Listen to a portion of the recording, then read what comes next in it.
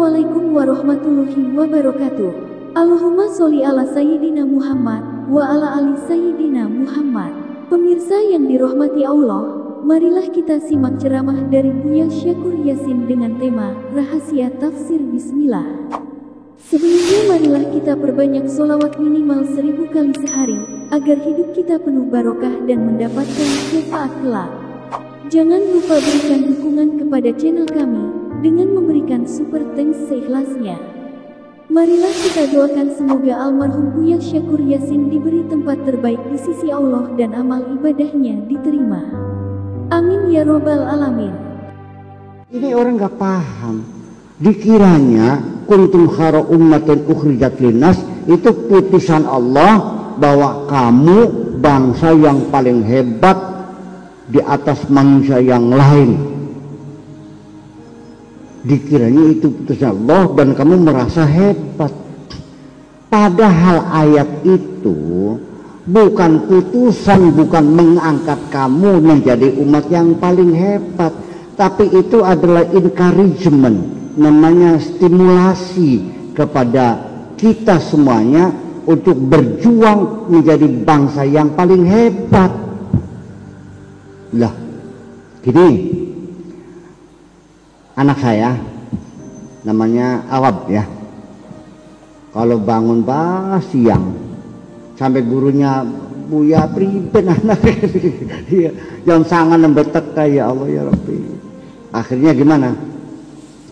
Ketika banyak tamu dan saya datang salaman, saya perkenalkan kepada tamu. Oke, Pak, kinki anak koredan gitu bos. Artinya anak apa? Anak terakhir lah. Iya. Tapi ini cerdasnya bukan main. Ya. Kedisiplinannya luar biasa. Pintu gerbang sekolah belum dibuka, dia sudah berdiri di depan. Sugikina terbukti. Wah, esuk tangan tekalan sih. Iya beli. Itu namanya anak cerdas. Ternyata wisek alam-alam mengkonanku anggrem beler baik, malah tambah demen pisan. Aku kan anak apa yang paling hebat, gue bisa goblok sih gitu. Jadi umat Islam itu tidak paham. Allah mendorong kita untuk menjadi bangsa hebat, dikiranya kita sudah hebat. Nah, itulah persoalannya. Jadi di mana hebatnya? Mana bukti hebatnya? Sampai sekarang umat Islam bisa memproduksi teknologi, ilmu pengetahuan nol kok. Semuanya kita beli dari mereka. Ini bikinnya siapa nih? Orang kafir kan? Ini.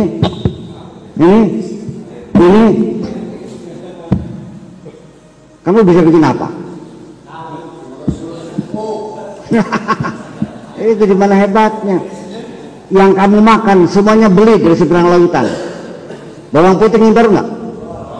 Beras, kedelai, minyak, elektronik, buah-buahan, beras, semua makanan dari seberang lautan semuanya. Apa yang mau banggakan? Mau bilang hebat?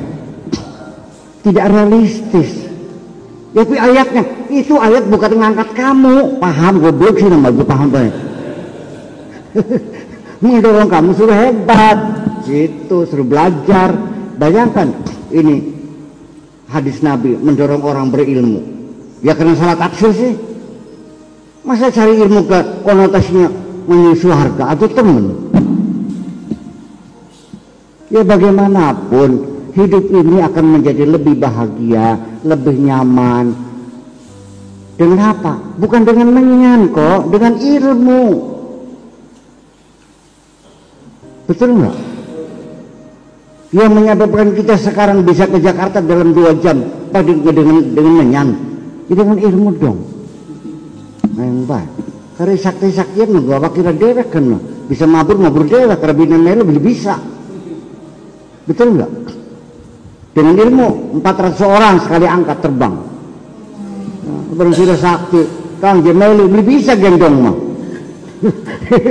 Individual itu persoalannya. Ya, yang bisa merubah kita hidup lebih nyaman, lebih enak, ya dengan dengan robot-robot bikin mobil sebegitu ruwetnya, itu bisa diproduksi pakai robot semuanya dengan ilmu semuanya.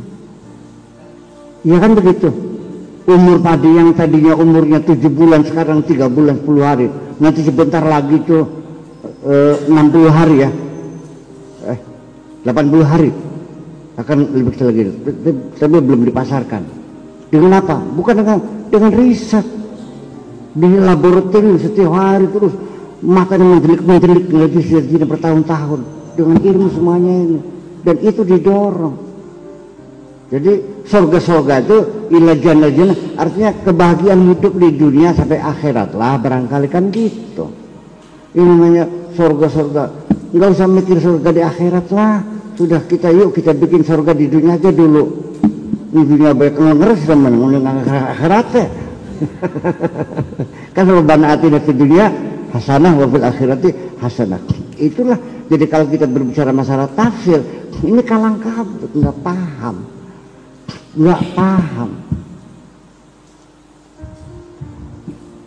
Yang menerjemahkan Al-Quran berapa orang tuh? Depak tuh 11 ya, profesor dokter ya. Tapi karena ini orang pintar, saya yakin mereka pintar kok, profesor dokter. Tapi apa yang terjadi? Menafsirkan basmalah aja tafsirnya salah kok, ya kan? Jadi kalau tafsir itu persoalan logika, persoalan penelitian, keilmuan. Jadi tetap ya kemudahannya tidak masuk dalam janji Allah semacam itu. Bapak perlu beli kesalahannya tafsir satu, mereka fuqaha bukan ilmuwan, dan juga bukan logawiyun, bukan balaghiyun, bukan nuhat, bukan sorfiyun, tapi mereka al-fuqaha, ya kan? Kiai. Makanya terbatas sekali. Sok kita. Saya ulangi lagi, Bismillahirrahmanirrahim. Terjemahan apakah? Dengan nama Allah yang Maha Pengasih dan Maha Penyayang. Ini kan fatal. Kenapa? Karena Bismillah dimakna banyak dengan, ini kan fatal banget. Karena harfu jarin ini 60 saya kumpulkan tuh. Makna itu 60. Bayangkan. Singkat saja. Ba zaidah wa kafa billahi syahida. Cukup Allah sebagai saksi. Jangan dengan ya. Allah yang diterjemahkan banyak zaidah. Ada billahi bil qasam. Ya kan gitu. Ada ba sababiyah. Ana mawjudun bi wujudika. Ana ghaniyun bi musa'adatika. Saya kaya dengan sebab bantuan kamu dan sebagainya. Nah, kalau ba yang masuk kepada isim alat namanya ba isti'anah. Darabtu Zaidan bil asa, saya mukul Zaid dengan tongkat. Bil asa dengan tongkat. Ba isti'anah itu masuknya pada isim alat. Zabahtu dajajata bisikin, saya menyembelih jago itu dengan alat. Jadi kalau bismillah dengan nama Allah, berarti baknya ba isti'anah. Berarti selama ini otakmu menganggap Allah sebagai alat kalau begitu. Wis paham begini kan? Beli cilik barang ini, beli ini barang gedean ini kan. Usul aja alat, tak dasar sih dah. Ya sudahlah, yuk kita perbaiki. Makanya gitu. Maka tafsir Al-Quran dalam bahasa Indonesia itu artinya melibatkan sastrawan Indonesia, kan begitu, ahli kosmologi, ahli metalurgi, ahli fisika, ahli kimia dan sebagainya, sehingga akurasi itu terjemahannya bisa dipertanggungjawabkan. Dan pasti bukan saya sendiri, paling saya mah hanya project pilotnya saja, kan gitu. Yang mengatur, yang menata dan membagi-bagi tugas, memanagenya saja, saya kira bukan begitu. Dan paling saya ya dari sisi linguistiknya mungkin akan meluruskan terjemahan-terjemahan supaya enak dibaca. Sebetulnya ada orang bercita-cita ingin menerjemahkan Al-Quran dengan bahasa sastra sehingga kira-kira enak dibaca. Siapa namanya itu? Tahu nggak? Habib Yasin. Namanya bacaan mulia.